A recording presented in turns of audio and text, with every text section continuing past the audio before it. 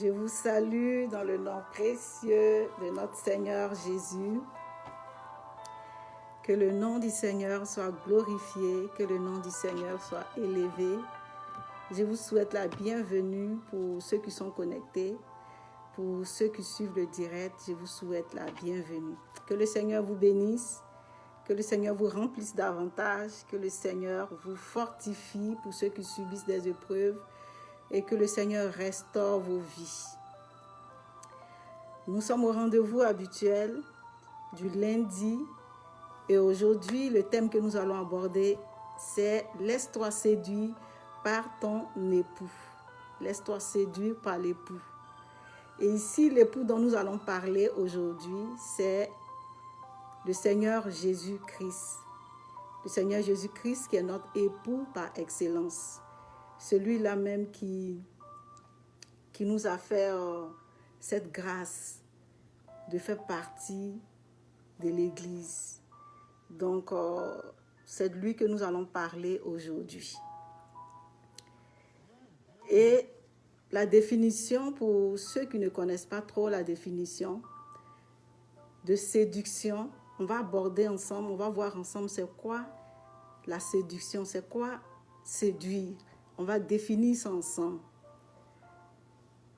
La séduction, c'est un ensemble de techniques pour susciter une admiration, une attraction, visant à donner une image avantageuse de soi. Donc, c'est des différentes techniques que l'on fait pour susciter une admiration, pour susciter une attraction, pour susciter un regard. Et ces techniques-là visent à donner une image avantageuse de la personne qui fait ces techniques-là de séduction-là. Et Dieu, il vient dans notre vie comme un fiancé qui veut séduire sa fiancée en lui démontrant son amour pour qu'elle puisse l'épouser. Donc, on voit Dieu qui rentre dans la vie d'une personne par l'intermédiaire de son fils Jésus qui veut séduire une fiancée pour que cette fiancée-là devienne son épouse. Qu'est-ce que Dieu va faire? Il va faire des techniques visant à emmener cette personne-là vers lui, à emmener cette personne-là vers son regard, à emmener cette personne-là à découvrir sa création, à découvrir qui il est au juste. C'est pareil comme un homme qui va vers une fiancée, une fille qu'il admire, qu'il aime, et puis il veut fiancer cette dernière-là. Mais qu'est-ce qu'il va faire? Il va venir vers cette dernière-là par des techniques pour attirer cette personne-là vers lui. Il va venir avec des techniques, il va venir souvent avec des cadeaux, il va venir avec des belles paroles, il va venir avec beaucoup de choses.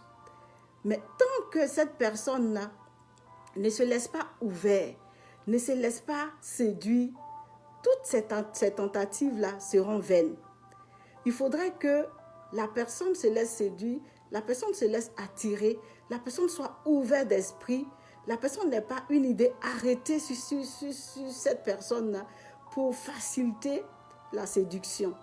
Mais une fois que tu as l'esprit fermé, tu as l'esprit borné, tu as l'esprit fermé, ça te sera difficile de découvrir l'autre. Bien vrai qu'il vient avec toutes sortes de belles paroles, il vient avec toutes sortes d'amour, il vient avec toutes sortes de belles fleurs, il vient avec toutes sortes de promesses. Mais si ton esprit est fermé, que tu as une idée arrêtée sur lui, la personne ne va pas pouvoir entrer dans ta vie pour te démontrer son amour. Il ne va pas forcer pour entrer dans ta vie pour te démontrer son amour. Il ne pourra pas. Donc ça va avec toi. Ça veut dire que la personne va avec toi. Toi, tu viens séduire la personne, mais qu'est-ce que la personne fait? La personne à son tour se laisse séduire, se laisse attirer. Donc les deux vont ensemble. Pour que ça puisse aboutir à un mariage, il faut que toi tu te laisses séduire. Il faut que toi tu libères ton esprit. Il faut que toi qui avais une idée arrêtée de cette personne, tu changes ta mentalité.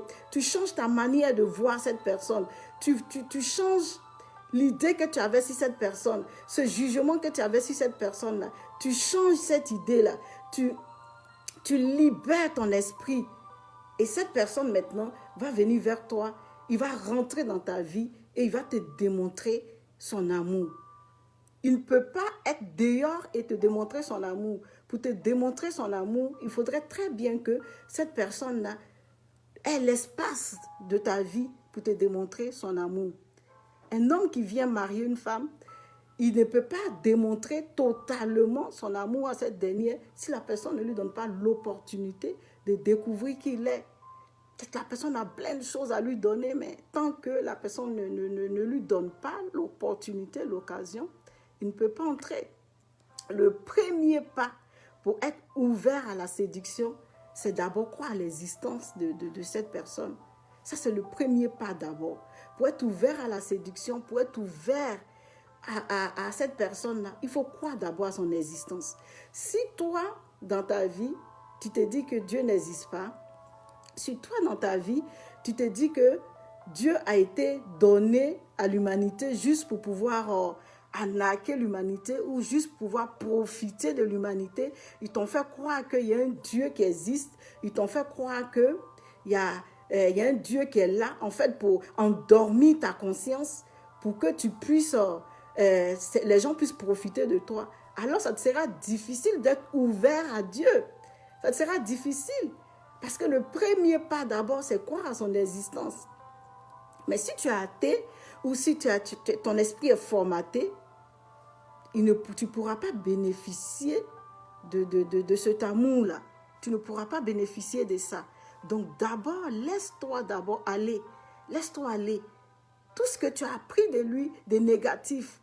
Peut-être que tu as vécu des situations, mais ces situations ont fait que tu as eu une idée négative de ce Dieu-là. Mais tant que tu ne libères pas ton esprit de cette idée négative-là, ça te sera difficile de découvrir son amour. Ça te sera difficile de découvrir sa bonté. Ça te sera difficile de découvrir sa paix, son repos. Ça te sera difficile. Ça te sera difficile. Tu ne peux pas aimer un homme dehors. Et même si l'homme il vient te démontrer son amour et que tu ne lui donnes pas l'opportunité d'entrer dans ta vie, mais arrivé un moment, il va plus te démontrer son amour. C'est pareil. C'est pareil pour un mariage. Une femme qui ne connaît même pas un homme, l'homme il va vers elle, il la courtise, elle accepte cet homme-là, et l'homme il va passer par des procédures, il va voir les parents, ils vont se marier. Oui, ils vont se marier, certes, mais elle ne le connaît même pas. Ça c'est un homme là, un humain. Elle ne le connaît pas, mais elle accepte de le marier. Et le pire, c'est qu'après le mariage, elle vient vivre avec lui. Ils dorment dans la même maison, ils partagent les mêmes choses ensemble. Mais elle ne sait même pas, cette personne-là, qui il est au juste. Elle ne sait pas. Elle ne sait pas si c'est un voleur, si c'est un tueur. Elle ne sait pas si c'est quelqu'un qui va la fatiguer. Mais elle accepte, elle lui donne son cœur. Et cette personne rentre dans sa vie. Mais on n'est pas capable de donner cette opportunité-là à Dieu, de nous prouver son amour, de lui ouvrir notre cœur pour lui prouver son amour. Mais on est capable d'ouvrir notre cœur à un homme qu'on ne connaît pas, qui vient de nulle part, qui nous dit qu'il nous aime. Là, on est capable, on habite avec lui. Il y en a même qui se marient même sur Internet. Tu rencontres la personne sur Internet, il t'écrit, il te dit seulement qu'il t'aime, tu es belle, tu as de beaux yeux, tu as une belle bouche, j'aime ta manière de penser, j'aime ta manière de parler. Et là, sur l'Internet seulement, on décide que c'est l'homme de notre vie. On vient vivre avec lui, sans penser qu'il y a des risques dedans. Mais pour le Seigneur Jésus, on a plein de raisonnements, on a plein de choses qu'on a mis dans notre tête. Non, c'est des fake news, c'est des fausses informations, c'est pour endormir l'esprit des gens. Alors, c'est pour pouvoir profiter des gens, c'est les pauvres qui le suivent, c'est telle personne qui est avec lui. Les gens qui sont avec lui sont pas intelligents, les gens qui le suivent sont bêtes. Tu t'es mis plein de choses dans la tête. Mais pour un être humain, tu libères ta tête, tu rentres dans sa vie. Un être humain qui est changeant. Un être humain qu'aujourd'hui tu vas vivre avec lui et puis pendant 3 mois il sera bon. Puis les autres 3 mois il peut te montrer un autre caractère. Il peut te montrer un autre comportement. Il peut te montrer une autre image de lui. Il peut même te tuer. Il peut même te faire mal. Mais là, tu crois. Tu crois, tu vis avec lui, tu te promènes dans la maison, tu dors, tu fais tout, tu es libre. Mais Jésus, tu n'es pas capable de croire. De lui donner ton cœur pour qu'il puisse rentrer dans ta vie. On va regarder ensemble dans Cantique 5, versets 2 à 3. Qu'est-ce que Cantique 5, versets 2 à 3 dit? J'étais endormi, mais mon cœur veillait. C'est la voix de mon bien-aimé qui frappe. Ouvre-moi, ma sœur, mon amie, ma colombe, ma parfaite. Car ma tête est couverte de rosée. Mes boucles sont pleines de gouttes de nuit. J'ai ôté ma tunique. Comment la mettrais-je? J'ai lavé mes pieds. Comment la salirais-je?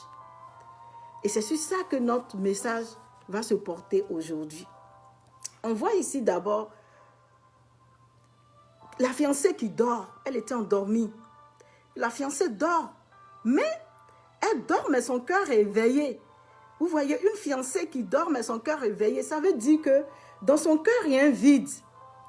Il y a un vide qu'elle veut combler. Elle dort, mais elle ne dort pas en paix. Parce que dans son cœur est vide, son cœur est éveillé. Elle attend quelque chose. Soit elle a demandé à Dieu un mariage. Elle a demandé à Dieu un travail. Elle a demandé à Dieu une restauration. Elle a demandé à Dieu une promotion. Elle a demandé à Dieu des enfants. Donc elle ne peut pas dormir bien. Son cœur est éveillé. Donc elle attend que ce vide-là soit comblé. Et dans le cœur de l'être humain, Dieu a créé l'être humain avec un vide. Et cette place-là, c'est une place qui est réservée à Dieu. C'est une place de l'adoration. Donc tout être humain qui n'a pas ce Dieu-là est toujours à la recherche d'un besoin. Peu importe le besoin, l'être humain est toujours à la recherche d'un besoin parce que dans son cœur, il y a une partie qui est vide. Et cette partie-là est réservée à Dieu. Donc si ce n'est pas Dieu qui occupe cette partie, alors tu vas chercher à combler ce vide-là. Donc on voit ici la fiancée qui dormait, mais son cœur veillait. Elle voulait combler un vide à la recherche de quelque chose. Et elle dit, c'est la voix de mon bien-aimé. La voix de mon bien-aimé. Elle est capable de dire que c'est la voix de son bien-aimé. Mais est-ce que cette fiancée-là va ouvrir la porte à son bien-aimé? C'est vrai, tu reconnais, tu dis c'est la voix de ton bien-aimé. Mais on va voir, est-ce qu'elle va ouvrir la porte à son bien-aimé? La Bible dit que mes brebis entendent ma voix. Je le connais et ils me suivent. C'est-à-dire, ils entendent la voix et ils suivent la voix ils suivent le berger à cause de ce qu'ils reconnaissent cette voix-là. Mais la fiancée, elle a entendu la voix. Est-ce qu'elle a ouvert la porte? Est-ce qu'elle a ouvert la porte pour que ce vide-là soit comblé? Il y a des personnes aujourd'hui qui ont entendu la voix du Seigneur. Ils savent qu'ils ont un appel sur leur vie. Ils savent que Dieu leur a donné, Dieu leur a fait un appel.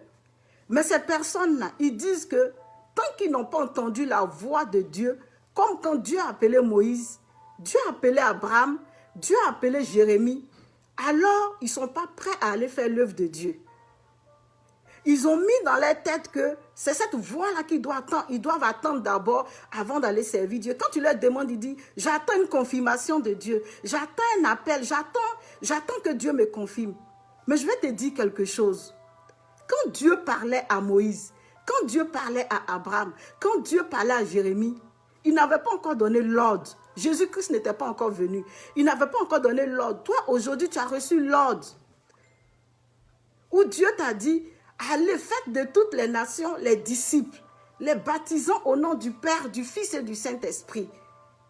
Tu as reçu cet ordre-là, divin. Mais tu ne veux pas aller sur la base de cet ordre-là pour servir Dieu. Tu attends une voix comme la voix de Moïse. Tu attends une voix comme la voix que Dieu a donnée à Jérémie. Mais je vais te dire quelque chose. Ton enfant, quand il est assis au salon, quand tu l'appelles, tu appelles ton enfant.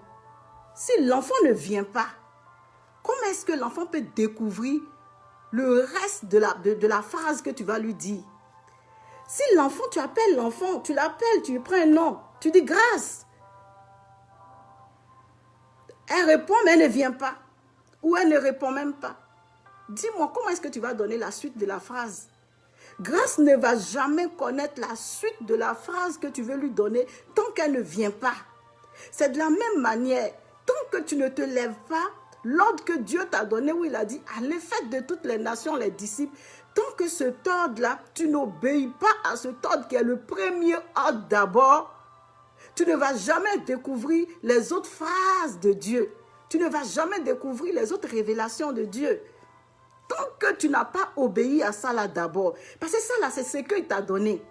Il t'a dit d'abord, allez, faites de toutes les nations. Ça, c'est ce que tu as reçu. Tant que tu n'obéis pas à cet ordre-là, tu ne vas pas comprendre les autres phrases. Jamais. Tu ne vas pas aller. C'est quand tu vas venir. L'enfant, quand tu l'appelles, c'est quand il vient devant toi. Tu lui dis maintenant, tu lui donnes maintenant les consignes. Tu lui dis, bon ma fille, ben, je t'avais appelé. En fait, je veux t'offrir une voiture, mais quel est le genre de voiture que tu veux, mon enfant? Et l'enfant maintenant dit, waouh! Donc quand maman m'a appelé, c'était pour me donner une voiture. Mais ton papa t'appelle, il te dit, allez faire de toutes les nations les disciples. Tu ne vas pas. Et toi, tu attends la voix de Dieu comme il a parlé à Abraham, il a parlé à Moïse, avant que tu ne puisses obéir à sa voix. Tu ne peux pas le découvrir. Tu ne peux pas le découvrir. Aussi longtemps que tu seras assis, la voix là, tu vas l'attendre, mais tu ne vas pas réagir. Ici, comme la fiancée qui a entendu la voix, mais n'a pas réagi. Il est venu vers elle. Il dit, ouvre-moi, ouvre-moi. Ça veut dire, en fait, la fiancée, malgré qu'elle entendait la voix, mais elle était fermée. Elle était fermée. Et il vient vers elle, il dit, ouvre-moi. Ouvre-moi pour que je rentre. Ouvre-moi ton cœur. Enlève toutes tes pensées. Réforme tes pensées. Peut-être que tu as assis sur une vérité qui n'est pas certainement une vérité. Peut-être dans ta tête, tu penses que tu vas entendre ma voix. Mais je te dis que ouvre, libère, enlève cette pensée-là de ta tête pour que tu puisses me découvrir. Enlève cette pensée de ta tête pour que tu puisses me découvrir. Mais toi, tu t'es focalisé une pensée dans la tête. Quand tu vas finir tes 40 jours de jeûne, tu vas attendre ainsi par l'Éternel avant de commencer l'œuvre de Dieu. Tant que la pensée est dans ta tête, tu es fermé, ta porte est fermée. Tu ne peux pas découvrir le Seigneur. Ici, il dit, ouvre, libère ton esprit. Enlève ta vérité qui n'est pas la vraie vérité dans ton cœur. Enlève ta vérité que tu penses qu'elle est la vraie vérité. Enlève-la de tes pensées. Mais une autre vérité que tu vas découvrir. Car aussi longtemps que Paul persécutait les chrétiens, Paul pensait qu'il était dans une vérité. Aussi longtemps que Paul persécutait les chrétiens, pour Paul, il était dans une vérité. Il était en train de défendre Dieu. Mais le jour que Paul a découvert la vérité, c'est là qu'il a compris que donc ce que j'étais en train de faire n'était pas une vérité. C'est là qu'il a compris que ce n'était pas une vérité. Donc ta vérité que tu penses que c'est la vérité, là, elle peut ne pas être la vérité. Laisse-toi ouvert, ouvre la porte, ouvre ton cœur, ouvre tes pensées, déformate tes pensées. Enlève ton idéologie, enlève tes pensées fermées et ouvre la porte pour que Dieu puisse te montrer davantage ce qu'il veut faire avec toi. Il ne s'arrête pas là, il vient, il dit, ma soeur. En fait, quand l'époux là, il vient là, le fiancé là, quand il vient, il dit à la fiancée, ma soeur, il appelle ma soeur. Vous voyez comment il est merveilleux. Il dit ma soeur, ça veut dire qu'il veut que vous ayez le même père biologique. Il veut que vous ayez le même père biologique. Je prends l'exemple d'une femme qu'un homme courtise. Et l'homme, il va vers elle et puis il dit ma soeur. En fait, quand l'homme là, il te marie là, quand il t'appelle ma soeur là, c'est pour que désormais, sa maman soit ta maman. Son papa soit ton papa. Ses soeurs soient tes soeurs. Il veut que vous fassiez partie de la même famille biologique. Il ne t'amène pas dans son foyer pour que tu divises sa famille. Pour que tu voies que sa maman n'était pas bonne. Pour que tu voies que son papa n'est pas bon. Pour que tu voies que sa soeur est mauvaise. Que sa soeur qui fait que c'est votre foyer qui n'avance pas. Non. Jésus, quand il est venu vers la fiancée, il dit ma soeur. Il ramène la fiancée dans sa famille biologique. Ils vont partager le même papa.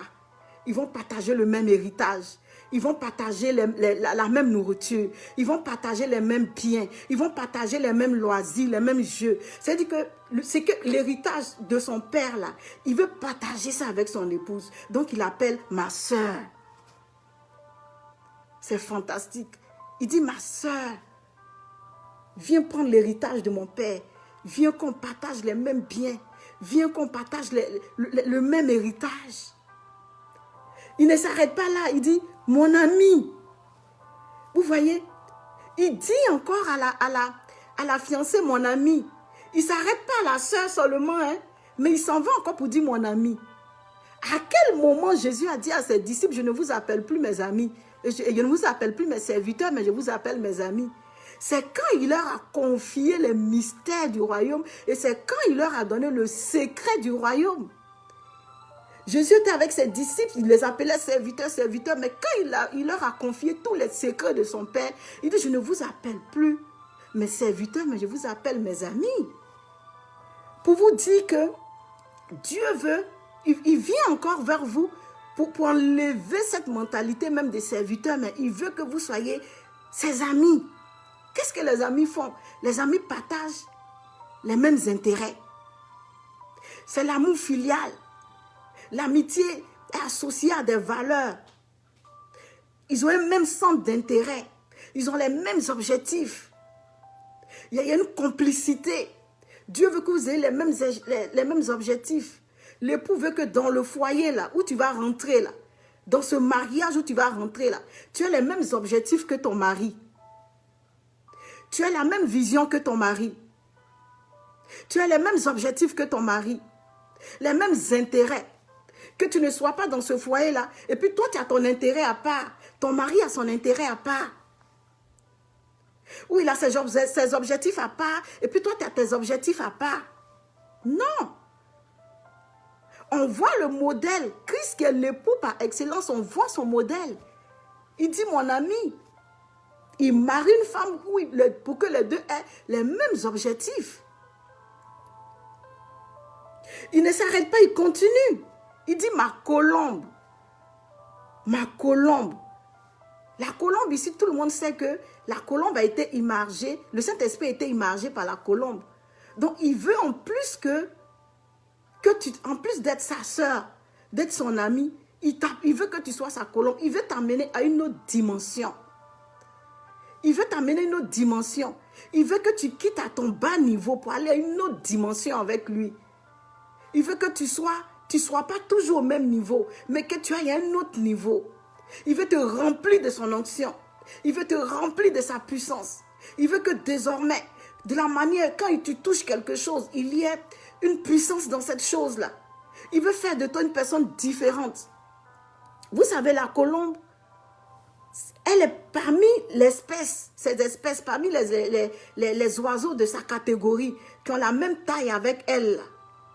La colombe est la plus rapide dans le vol. La colombe, là, elle est la plus rapide dans le vol, parmi ces espèces. Ça veut dire que toi, parmi les espèces humaines, là, Dieu veut faire de toi une différence. Parmi les espèces humaines, Dieu veut faire de toi une différence. Il veut que tu sois celle qui vole plus haut, comme la colombe. La colombe a une rapidité de vol pas possible. Ce qui fait que quand les prédateurs viennent, les persécuteurs viennent, ses ennemis veulent l'attraper, elle est capable de voler plus vite pour ne pas qu'ils puissent l'atteindre. Oh, Dieu veut que tu voles plus vite. Il veut t'emmener plus loin. Il ne veut pas que tu restes toujours au bas niveau. Il veut t'emmener plus loin. La colombe est capable de voler plus loin, rapide. C'est-à-dire, quand il y a un prédateur qui arrive, la colombe, juste une fois qu'elle le voit seulement, elle est capable de voler plus rapidement. Et dans l'espèce de ces oiseaux-là, de cette taille-là, c'est la colombe qui a plus de rapidité. Or, toi, tu es dans l'espèce humaine. Et Dieu vient vers toi pour te dire qu'il veut te donner cette capacité-là. En plus, la colombe, c'est un oiseau qui est doux, qui est simple. Donc, il veut faire ressortir en toi cette douceur. L'image qui reflète le nom, son nom. Il veut faire ressortir ça. Et le pou ne s'arrête pas à la colombe. Il revient encore, il dit ma parfaite. Waouh, ça c'est du jamais vu ça. C'est-à-dire un homme qui vient draguer une femme et puis il la connaît même pas et puis il dit ma parfaite. Généralement, on a tendance à voir les défauts. Non, moi, je voulais rester avec elle, mais oh, non, elle porte des verres. Non, moi, j'aime pas trop sa tête. J'aime pas trop son teint. Moi, je voulais une femme plus claire. J'aime pas trop les femmes noires. Non, mais moi, en tout cas, sa manière de marcher, j'aime pas. Elle est belle, mais sa manière de marcher, j'aime pas. Mais l'époux, là, quand il vient vers la fiancée, là, il appelle ma parfaite. Il ne voit plus les défauts. Il ne voit pas les défauts. Il voit seulement les qualités. Il voit seulement les valeurs. Il voit seulement tout ce qui est positif en cette fiancée-là. Il voit tout ce qui est positif, tout ce qui est beau. Il veut couvrir la multitude de ses péchés. Sa vie passée là. Sa vie passée où on l'appelait une fille, un homme. Une fille, un homme. Ou bien un enfant. Une maman, un papa. Un enfant, un papa. Un enfant, un papa. On lui avait donné cette identité-là. Mais lui, quand il vient, il veut effacer cette image-là. Il veut effacer cette image-là. En fait, à travers lui, là, il veut que les gens ne te voient pas, ne te donnent pas l'ancien nom. Il vient et puis il dit ma parfaite. Il t'appelle ma parfaite. Il ne regarde pas tes nombreux enfants que tu as eus dans le passé. Il ne regarde pas le curettage que tu avais fait. Il ne regarde pas cette vie que tu avais eue. Mais il vient et te dit ma parfaite. Waouh! Ma parfaite. Il couvre la multitude de tes péchés. Il te donne une nouvelle identité en Christ, en lui. C'est-à-dire que lui, parce que lui, il se voit parfait. La Bible dit quoi?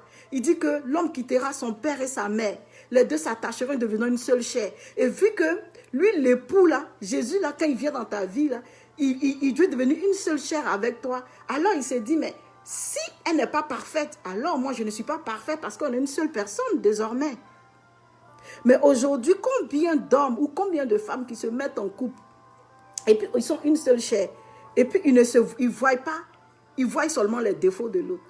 Mais si tu t'es mis à quelqu'un que tous les jours c'est ses défauts tu vois, c'est que toi-même tu as des défauts, parce que c'est les défauts qui t'ont attiré. C'est que toi-même tu as des défauts, parce que c'est les défauts qui t'ont attiré. On dit que quelqu'un est mauvais et puis tu te mets à lui. C'est que toi-même tu es mauvais. C'est pour ça que tu aimes ce qui est mauvais. Parce que ce qui est bon, il aime ce qui est bon. Donc, quand Jésus vient dans ta vie, il t'appelle ma parfaite. Parce que non, on ne peut pas te donner un faux nom. Et puis, lui, il a une seule chair avec toi. Ça il va de son image. Donc, lui vient et puis te dit que tu es sa parfaite, là. Il te dit que tu es sa parfaite, là. Parce que désormais, quand on le voit, c'est toi, on voit. Là, il ne peut pas t'appeler par un faux nom, là. Parce que s'il t'appelle par un faux nom, alors c'est lui qui a le faux nom. Donc, il vient, il te donne un bon nom, mais oui. Tout le monde ferait ça. Parce qu'à travers lui, on me voit. Et dans toutes ces techniques-là, il y a toutes sortes d'amour dedans. Il y a l'amour agapé, l'amour sacrificiel, il y a l'amour filial. Il y a même l'amour éros parce qu'il veut même aller avec toi encore en profondeur. Il veut tisser une intimité profonde avec toi. Il veut être intime avec toi. Il veut que toi et lui, vous soyez une seule personne. Et dans ce genre de relation, même dans le mariage, ça doit exister. Ce type d'amour-là doit exister, où on a les mêmes intérêts, on a les mêmes objectifs, on a le même regard, on pense au même héritage. On ne dit pas, non, moi quand j'ai vieilli, là, moi mon héritage est ça, et puis pour l'héritage de mon mari, non. Parce que vous allez vieillir ensemble, donc l'héritage que vous avez, même si c'est 500 millions que vous avez eu, c'est pour vous. Ce n'est pas pour chacun, pas à part. Donc Dieu, quand Jésus vient, il dit, ben, cet héritage-là, je veux le partager avec mon épouse. Il n'y a pas mon héritage à part, et puis mon épouse n'a pas son héritage à part. Mais qu'est-ce que la fiancée va faire dans tout ça? On va arriver à là. La fiancée raisonne. Malgré toutes ces techniques, malgré toutes ces stratégies, malgré tout ça pour susciter l'admiration, la fiancée raisonne. Elle dit, j'ai ôté ma tunique. Comment je la mettrai-je? Je n'ai pas d'habit. Comment je vais la mettre pour aller ouvrir la porte à mon fiancé? Oui, les raisonnements. Les raisonnements. Ah, c'est une fausse idée, cette histoire de Dieu là. C'est des inventions. Ah, cette histoire de Dieu, c'est pour les pauvres. Les raisonnements. Ah, qu'est-ce que moi je vais faire? Moi, j'ai déjà tout ce que je veux. Moi, ça ne m'intéresse pas. Ah, ça là, les gens ont envoyé ça dans le monde pour manipuler la mentalité des gens. La fiancée raisonne. Elle dit, j'ai lavé mes pieds, comment je vais la salir? Elle raisonne. Non, moi je vais faire l'œuvre de Dieu, mais il me manque un peu d'argent, quoi. Je n'ai pas encore beaucoup d'argent parce que moi, là, je ne vais pas dépendre des fidèles, quoi. Et parce que moi, là, faut que pour aller prêcher, il faut que je sois bien vêtie. Il faut que j'ai de beaux habits. Il faut que je puisse à payer mon micro moi-même. Je puisse payer mes baffes moi-même. Je puisse payer mon piano moi-même. Je puisse payer ma batterie moi-même. Donc, je ne suis pas encore prête tant qu'elle n'a pas eu l'argent. La fiancée raisonne. Elle est d'un raisonnement. Ou bien, à moi, je me suffis déjà. Ben, moi, mes parents étaient riches, m'ont laissé un héritage, mais Dieu, c'est les pauvres. Et moi, je ne peux pas aller, je n'embarque pas là-dedans. Le raisonnement. Non, moi, là, je sais que Dieu m'a appelé, quoi. Mais pour le moment, là, j'entends qu'il me le confirme, quoi. Comme il a parlé à Jérémie. J'entends là, je veux qu'il me parle comme il a parlé à Jérémie, quoi. Je veux qu'il me parle comme il a parlé à Abraham. Donc, tant qu'il ne m'a pas encore parlé comme ça, j'attends. Je vais te dire quelque chose. Peut-être qu'il va te choquer. Dieu, là, la manière dont nous le voyons, ce n'est pas comme ça qu'il voit la vie. La manière dont nous on réfléchit, pas comme ça Dieu voit. Je vais vous dire une chose. Une fois, ma mère organisait un programme d'évangélisation, un programme dans la ville natale où j'étais. Et moi, vu que j'étais à la capitale, chaque fois, c'est moi, quand ma mère devait organiser des programmes, vu que moi, j'étais en contact avec beaucoup des hommes de Dieu, j'ai vu un homme de Dieu, et puis je l'ai emmené, je l'ai référé à ma mère. Elle dit, maman, vu que tu veux organiser ton programme, j'ai un homme de Dieu que je connais, je vais te le référer. Il est vraiment bon, Dieu l'utilise. Ma mère a dit, il n'y a pas de problème. Ma mère a accepté la proposition. Et l'homme de Dieu, elle s'est ouverte à l'homme de Dieu, il est parti faire le programme. Quand l'homme de Dieu a fait le programme avec Dieu, s'est glorifié, les malades étaient guéris, les miracles se sont opérés. En tout cas, le Saint-Esprit s'est manifesté. Mais qu'est-ce qui s'est passé? Quand l'homme de Dieu devait partir, il nous a appelés, nous qui étions les enfants, et il nous a dit, je vais vous parler. J'ai reçu un message de Dieu là, mais vraiment, en tout cas, c'est fort pour moi, mais je vais vous le dire. Il dit, Dieu m'a révélé que cette année, il va enlever votre maman, parce qu'elle est beaucoup fatiguée. On s'est dit, est-ce que c'est un homme, il est sûr que c'est un vrai homme de Dieu? Notre maman qui nous reste toute seule, on a perdu notre papa. Depuis on est toute petite, on a perdu notre papa, on est resté avec elle. Et puis aujourd'hui, Dieu veut l'enlever. Ah non, ça ne doit pas être un bon homme de Dieu. On a rejeté l'information, on n'a même pas considéré. Même prié, même pour ça, même on n'a pas prié. Même interrogé Dieu, on n'a pas interrogé Dieu. Parce qu'on s'est dit, oh, c'est une fausse information. Mais je vous assure que la même année, dans le mois de novembre, avant même que l'année ne se termine, notre maman est décédée. Elle a fait une crise et puis elle est décédée. Pour vous dire que Dieu là, peut-être que nous, en tant qu'on fait là, on se disait, oh, il ne peut pas prendre notre maman. Il ne peut pas enlever notre maman. Mais il l'a enlevé. Parce que Dieu avait les moyens de s'occuper de nous, même si notre maman n'était pas là. Dieu nous a démontré que notre vie, là, notre réussite, notre succès ne dépendait pas de notre maman, mais ça dépendait de lui. Il nous a montré que ce n'est pas parce que notre maman vit qu'on gagne à manger. C'est parce que notre maman vit qu'on parle de lui, on parlait de lui, Dieu. Il nous a démontré par A plus B que nous, on dépendait de lui, mais on ne dépendait pas d'un homme. Et il a pris soin de nous.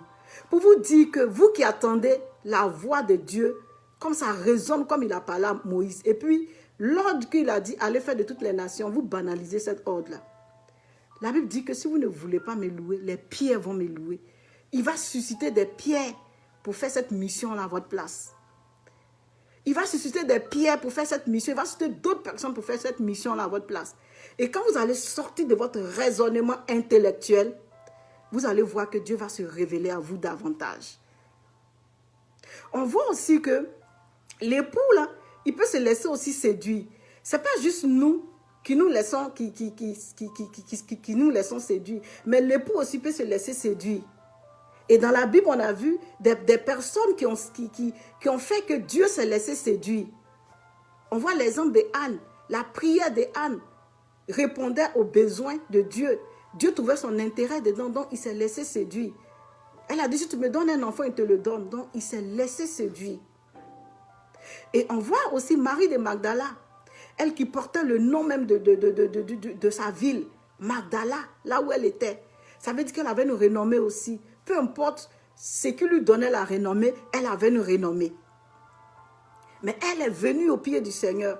Et le parfum qu'elle a économisé de tout son travail, elle a cassé au pied du Seigneur Jésus.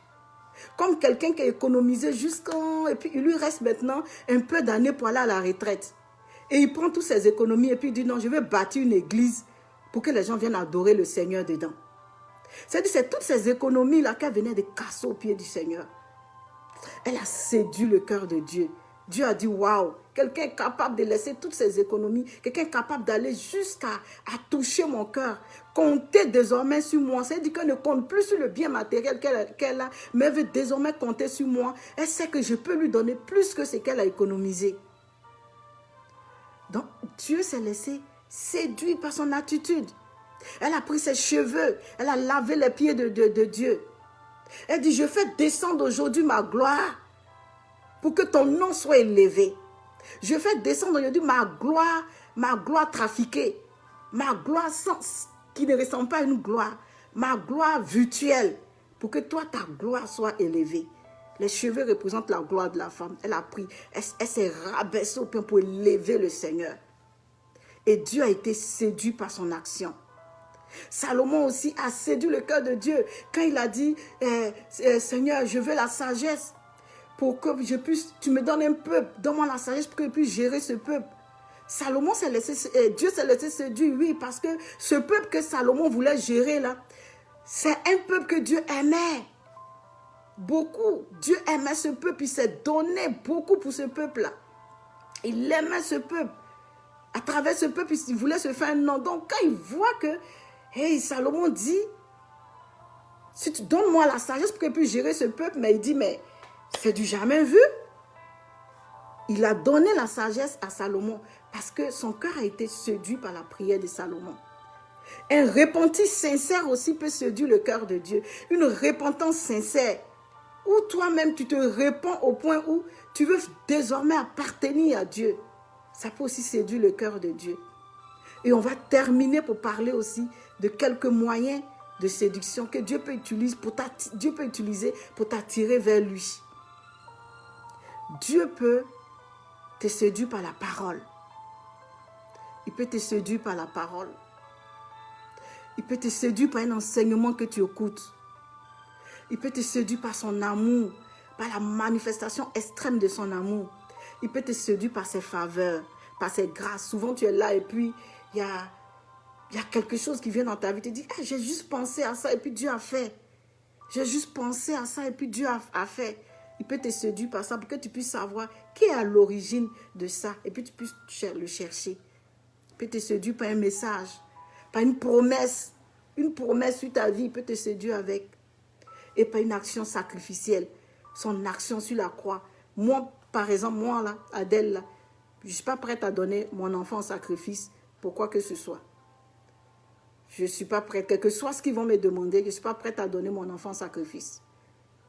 Pour quoi que ce soit. Mais quand je vois quelqu'un qui a donné son enfant en sacrifice, waouh, son action peut me séduire. Son action peut m'attirer, peut dire, waouh, quel est ce Dieu-là? C'est qui lui? Qui a pu faire ça? Et ça peut me séduire, ça peut m'attirer. Donc son action sacrificielle peut t'interpeller. Et puis ça peut faire que tu peux avoir de l'admiration pour lui. Ça peut faire que tu peux être attiré par lui. Il dit aussi, je me tiens à la porte dans Apocalypse. On va le voir dans Apocalypse 3, verset 20. Il dit, je me tiens à la porte et je frappe. Si quelqu'un entend ma voix, qu'il ouvre, j'entre chez lui.